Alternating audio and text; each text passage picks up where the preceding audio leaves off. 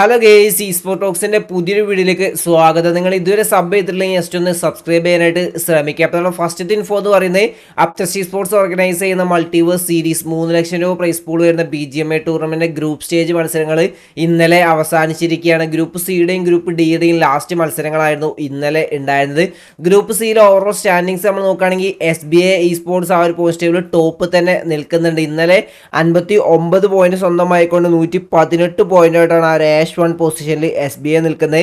Second VST എത്തിയിരിക്കുകയാണ്. ഇന്നലെ വേറെ ലെവൽ കംബാക്കാണ് VSTയുടെ ഭാഗത്ത് നമുക്ക് കാണാനായിട്ട് സാധിച്ചത്. 6 മാച്ചുകൾ ഇന്നലെ 70 പോയിന്റ് അവർ സ്വന്തമായിക്കൊണ്ട് 9ാം സ്ഥാനത്തു നിന്നുമാണ് 2ാം സ്ഥാനത്തേക്ക് എത്തിയിട്ടുള്ളത് 101 പോയിന്റ്. തേർഡ് റിച്ചി സ്പോർട്സ് എത്തിയിരിക്കുകയാണ്. അവരും ഇന്നലെ 59 പോയിന്റ് സ്വന്തമായിക്കൊണ്ട് 94 പോയിന്റായിട്ട് 7ാം സ്ഥാനത്തു നിന്നും 3ാം സ്ഥാനത്തേക്ക് എത്തിയിരിക്കുകയാണ്. 5ാം സ്ഥാനത്ത് സോള് ഫിനിഷ് ചെയ്തു 78 പോയിന്റുമായിട്ട്.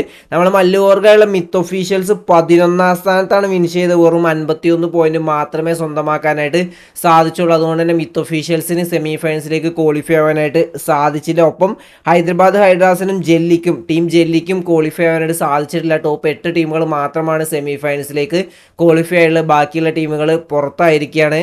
ഇനി ഗ്രൂപ്പ് ഡിയുടെ മത്സരങ്ങൾ നമ്മൾ നോക്കുകയാണെങ്കിൽ കാർണിവൽ ഗെയിമിങ്ങിന്റെ വേറെ ലെവൽ ഡോമിനേഷൻ ആണ് നമുക്കിവിടെ കാണാനായിട്ട് സാധിക്കുന്നത്. ഇന്നലെ 3 ചിക്കൻ ഡിന്നറാണ് 6 മാച്ചുകളിൽ കാർണിവൽ ഗെയിമിംഗ് സ്വന്തമാക്കിയത്. ഒപ്പം 90 പോയിന്റും ടീം സ്വന്തമാക്കി. എക്സ്പെഷ്യലി നമ്മളെ ഹെക്ടറും സൈറക്സിൻ്റെ ആ ഒരു കോംബോ വേറെ ലെവൽ പെർഫോമൻസ് ആണ് കാഴ്ചവെക്കുന്നത്. സൈറക്സ് നല്ല രീതിയിലുള്ള ഫിനിഷസുകളിൽ ടീമിന് വേണ്ടിയിട്ട് സ്വന്തമാക്കിയിട്ടുണ്ട്. ഇതുവരെ T1 ലെവലിൽ കാണാത്തൊരു സൈറക്സിനെയാണ് നമുക്ക് ഈ ഒരു ടീമിൽ സൈറക്സിൻ്റെ ഭാഗത്തുനിന്ന് പെർഫോമൻസ് കാണാനായിട്ട് സാധിക്കുന്നത്.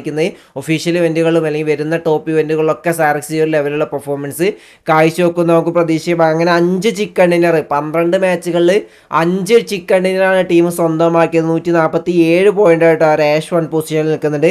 സെക്കൻഡ് നോണെക്സ് നിൽക്കുന്നുണ്ട്. ഡേ 1 ഗംഭീരമായിട്ട് തന്നെ നോണെക്സ് കളിച്ചിട്ടുണ്ടായിരുന്നു. 96 പോയിന്റുമായിട്ട് സെക്കൻഡ് പൊസിഷനിൽ നമ്മളെ മല്ലൂർഗയുള്ള നോണെക്സ് നിൽക്കുന്നുണ്ട്.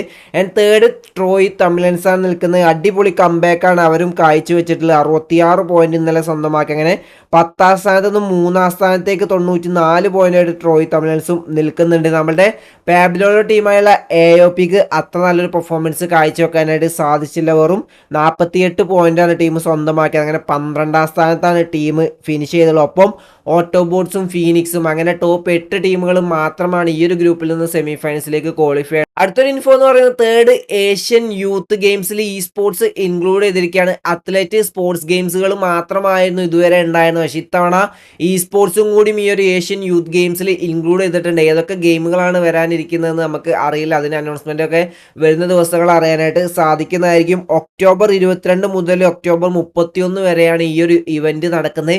ഇന്ത്യ റെപ്രസെൻറ്റേറ്റ് ചെയ്തുകൊണ്ട് ഏതൊക്കെ ടീമുകൾ ഒരു ഏഷ്യൻ യൂത്ത് ഗെയിംസിൽ കളിക്കുമെന്ന് നമുക്ക് കണ്ടു തന്നെ അറിയാം. ഫസ്റ്റ് ടൈമാണ് സ്പോർട്സ് ഈ ഒരു ഏഷ്യൻ യൂത്ത് ഗെയിംസിലും വരുന്നത്. ഏഷ്യൻ ഗെയിംസിൽ ആൾറെഡി വന്നിട്ടുണ്ടായിരുന്നു. എൻ്റെ അടുത്തൊരു ഇൻഫോ എന്ന് പറയുന്നത് എക്സ്ട്രീം പ്ലാൻ 2024 CS2യുടെ ഇന്ത്യ ക്വാളിഫയേഴ്സിൽ ഗോഡ്സ് റെയിൻ ചാമ്പ്യന്മാരായിരിക്കുകയാണ്. CS2യിൽ ഗോഡ്സ് റെയിൻ്റെ ടീം വേറെ ലെവൽ പെർഫോമൻസ് ആണ് കാഴ്ചവെച്ചുകൊണ്ടിരിക്കുന്നത്. ഒപ്പം തന്നെ ഇന്ത്യയെ റെപ്രസെൻറ്റേറ്റ് ചെയ്തിട്ടുണ്ട്. ഏഷ്യൻ ഫൈനൽസിലേക്കും ഗോഡ്സ് റെയിൻ ക്വാളിഫൈ ആയിട്ടുണ്ട്. ചൈനയിൽ വെച്ചിട്ട് ജനുവരി 14 ഈ ഒരു ഏഷ്യൻ ഫൈനൽസ് നടക്കുന്നത്. അവിടെ നമ്മൾ ഇന്ത്യ റെപ്രസെൻറ്റേറ്റ് ചെയ്തുകൊണ്ട് ഗോഡ്സ് റെയിൻ കളിക്കുന്നതായിരിക്കും. ഇവിടെ ഒരു ഗ്ലോബൽ ലെവലിലുള്ള പെർഫോമൻസ് നമ്മളെ ഗോഡ്സ് റെയിൻ കാഴ്ചവെച്ചുകൊണ്ട് ആ ഒരു കപ്പ് സ്വന്തമാക്കുമെന്ന് നമുക്ക് പ്രതീക്ഷിക്കാം. എൻ്റെ അടുത്തൊരു ഇൻഫോ എന്ന് പറയുന്നത് നമ്മളെ സോളിൽ ലൈനപ്പിൽ ചേഞ്ചസുകൾ ഉണ്ടാവുന്നുള്ള ചർച്ചകൾ ഇങ്ങനെ ഉണ്ടായിരുന്നു. ഇപ്പോൾ തഗ് അത് കൺഫേം ചെയ്തിരിക്കുകയാണ്. സോളിലെ ഒരു പ്ലെയർ സോളിൽ നിന്നും ലീവ് ചെയ്യുകയും പുതിയൊരു പ്ലെയർ സോളിലേക്ക് ജോയിൻ ചെയ്യുമെന്നാണ് ഇപ്പോൾ തഗ് പറഞ്ഞിട്ടുള്ളത്. ലീവ് ചെയ്യാൻ പോകുന്നത് മേ ബി സ്കിപ്സ് ആയിരിക്കും. നിങ്ങൾക്കറിയാം സ്കിപ്സിൻ്റെ അനൗൺസ്മെൻറ്റ് വന്നതിന് ശേഷം സ്കിപ്സ് അങ്ങനെ പ്രോപ്പറായിട്ട് ടീമിൻ്റെ കൂടെ കളിക്കുന്നതോ കാര്യങ്ങളൊന്നും നമുക്ക് കാണാനായിട്ട് സാധിച്ചില്ല. സൗമ്യയായിരുന്നു ടീമിൻ്റെ കൂടെ കളിക്കുന്നത്. അപ്പോൾ ഒരു പ്ലെയർ ലീവ് ചെയ്യുന്നുണ്ടെങ്കിൽ അത് സ്കിപ്സ് ആയിരിക്കും പോകാൻ പോകുന്നത്. അതിൻ്റെ ഒരു പ്ലെയർ ആഡ് ആവുന്നുണ്ടെങ്കിൽ ആരായിരിക്കും ആ ഒരു പുതിയൊരു പ്ലെയർ സോളിലേക്ക് വരാൻ പോകുന്നത്? ഹണ്ടേഴ്സ് ആയിരിക്കും അല്ലെങ്കിൽ വേറെ ഏത് പ്ലെയേഴ്സ് ആയിരിക്കും എന്ന് നമുക്ക് കണ്ടു തന്നെ അറിയാം. എന്തായാലും അനൗൺസ്മെൻ്റ് ഒക്കെ BGIS ആ ഒരു സമയത്തൊക്കെ കാണുള്ളൂ എന്നാണ് ഇപ്പോൾ തഗ് പറഞ്ഞിട്ടുള്ളത്. എന്തായാലും നമുക്ക് ESLൻ്റെ ലാൻഡിലൊക്കെ കാണാനായിട്ട് സാധിക്കും. ഇങ്ങനെ ഒരു പുതിയ പ്ലെയർ ഉണ്ടെങ്കിൽ അത് ആരായിരിക്കും എന്ന് നമുക്ക് എന്തായാലും വരുന്ന ദിവസങ്ങൾ അറിയാനായിട്ട് സാധിക്കുന്നതായിരിക്കും. എൻ്റെ അടുത്തൊരു ഇൻഫോ എന്ന് പറയുന്നത് വണ്ണം ഒഫീഷ്യൽസിൻ്റെ 7 ലക്ഷം രൂപ പ്രൈസ് പൂൾ വരുന്ന ഇവൻറ്റിൻ്റെ പ്രീ ക്വാർട്ടർ ഫൈനൽ മത്സരങ്ങൾ ഇന്നലെ അവസാനിച്ചിരിക്കുകയാണ്. ഗ്രൂപ്പ് ഡിയുടെ മത്സരങ്ങളായിരുന്നു ഇന്നലെ ഉണ്ടായിരുന്നത്. നമ്മളെ സർക്കാർ ഗെയിമിംഗ് ആഷ് 1 പൊസിഷനിലേക്ക് എത്തി 55 പോയിന്റുമായിട്ട്.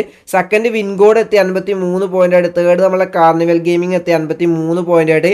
ഏഴാം സ്ഥാനത്ത് നോണെക്സ് ഫിനിഷ് ചെയ്ത് 38 പോയിന്റുമായിട്ട്. ഇതിൽ നിന്നും ടോപ്പ് 12 ടീമുകളാണ് ക്വാർട്ടർ ഫൈനൽസിലേക്ക് ക്വാളിഫൈ ആയുള്ള നമ്മളെ ക്ലച്ച് ഗോളിൻ്റെ ടീമായുള്ള ഗുജറാത്ത് ടൈഗേഴ്സിന് ക്വാളിഫൈ ആവാനായിട്ട് സാധിച്ചില്ല. അവർ 13ാം സ്ഥാനത്താണ് നിൽക്കുന്നത്. പിന്നെ ക്വാർട്ടർ ഫൈനൽ മത്സരങ്ങൾ ഇനി മൺഡേ, അതായത് തിങ്കളാഴ്ചയായിരിക്കും സ്റ്റാർട്ട് ചെയ്യാൻ പോകുന്നത്. ഇനി വരുന്ന ഇന്നു മുതൽ ഞായർ വരെ നമ്മൾ ESLൻ്റെ മാച്ചുകളാണ് വരാനിരിക്കുന്നത്. സ്നാപ്ഡ്രാഗൺ പ്രോ സീരീസിൻ്റെ ലീഗ് മത്സരങ്ങൾ അല്ലെങ്കിൽ സെമി ഫൈനൽ മത്സരങ്ങളാണ് ഈ ഒരു 3 ദിവസങ്ങളായിട്ട് നടക്കാനിരിക്കുന്നത്. നമുക്ക് വൈകുന്നേരം തന്നെ ആ ഒരു മാച്ചുകൾ കാണാനായിട്ട് സാധിക്കുന്നതായിരിക്കും. അപ്പോൾ എന്താ വീഡിയോ ഇത്രയുള്ള വീഡിയോ ഇഷ്ടപ്പെട്ട ലൈക്ക് അടിക്കുക, നിങ്ങൾ ഇപ്പോൾ കമൻറ്റായി രേഖപ്പെടുത്താൻ പഠിച്ചു. Bye guys.